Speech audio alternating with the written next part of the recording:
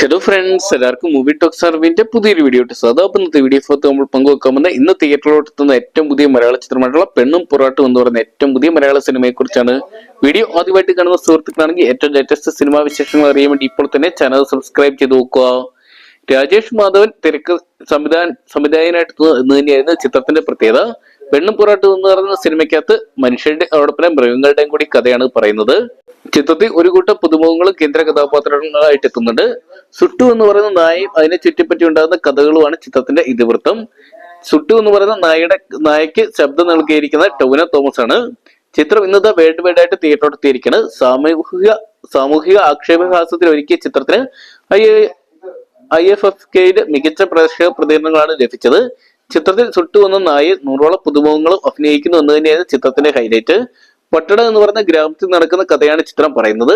ഗോവയിൽ നടന്ന അന്താരാഷ്ട്ര ചലച്ചിത്രോത്സവത്തിൽ ഗാല പ്രീമിയർ വിഭാഗത്തിൽ നിറഞ്ഞ സദസ്യരാണ് ചിത്രം പ്രദർശിപ്പിച്ചത്. മികച്ച പ്രേക്ഷക പ്രതികരണങ്ങളാണ് ഇന്ന് ചിത്രത്തിന് ലഭിച്ചിട്ടുണ്ടായിരുന്നത്.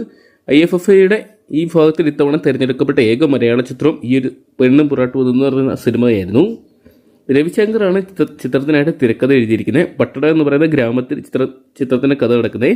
ചെറിയ കാര്യങ്ങൾ പെരുപ്പിച്ച് വലിയ സംഘർഷമുണ്ടാക്കുന്നതും മൃഗങ്ങളോടുള്ള ക്രൂരതയും സമൂഹത്തിന്റെ തെറ്റായ ചിന്താഗതികളെ ആക്ഷേപഹാസ്യത്തിലൂടെ വരച്ചു കാട്ടുന്ന ചിത്രമാണ് പെണ്ണും പൊറാട്ടും എന്ന് പറയുന്ന സിനിമ. ആക്രമം ഉപേക്ഷിച്ച് ഗ്രാമത്തിലെ മാതൃക വ്യക്തിത്വമായി മാറിയ ഗോപാലൻ മാസ്റ്റർ ആളുകളോട് അക്രമത്തിന്റെ പാത വിട്ട് സമാധാനമായി ജീവിക്കാൻ പറയുകയാണ്. അതിനായി ഗ്രാമത്തിലെ മുഴുവൻ ആയുധങ്ങൾ ഉപേക്ഷിക്കപ്പെടുന്നുണ്ടെങ്കിലും ഒരാൾ മാത്രം അതിന് മുതിരുന്നില്ല. ഇവിടെ നിന്നാണ് പട്ടണയുടെ കഥ തുടരുന്നത്. യഥാർത്ഥ ആരാണ് മൃഗം എന്നുള്ളൊരു ചോദ്യം ചിത്രം കണ്ടിറങ്ങുന്ന പ്രേക്ഷകർ വരുത്തുന്നുണ്ട്. അതൊക്കെയാണ് ചിത്രത്തിന്റെ ഫെസ്റ്റിവൽ. ഗോവയിൽ നടന്ന അന്താരാഷ്ട്ര ചലച്ചിത്രോത്സവത്തിൽ മികച്ച അഭിപ്രായങ്ങൾ സ്വന്തമാക്കിയ ചിത്രം ഇന്ന് തിയേറ്ററിലോട്ട് എത്തുമ്പോഴും ഈ ഒരു വിജയം ആവർത്തിക്കാൻ ചിത്രത്തിന് സാധിക്കും. മികച്ച അഭിപ്രായങ്ങൾ സ്വന്തമാക്കിയ ചിത്രം ബോക്സ് ഓഫീസിൽ വലിയ വിജയമായിട്ട് മാറട്ടെ നമുക്ക് പ്രതീക്ഷിക്കാം. അപ്പോൾ നിങ്ങൾ എത്രവരെയാണ് ഇന്നത്തെ ദിവസം പെണ്ണും പൊറാട്ടും എന്ന് പറയുന്ന സിനിമ തിയേറ്ററിൽ നിന്നായിട്ട് കാണാൻ വേണ്ടി കാത്തിരിക്കുന്ന കമന്റ് ബോക്സിൽ പങ്കുവെക്കുക. വീഡിയോ ഇഷ്ടപ്പെട്ടെങ്കിൽ ലൈക്ക് ചെയ്യാനും ഷെയർ ചെയ്യാനും ചാനൽ സബ്സ്ക്രൈബ് ചെയ്യാനും മറക്കണ്ടാവും.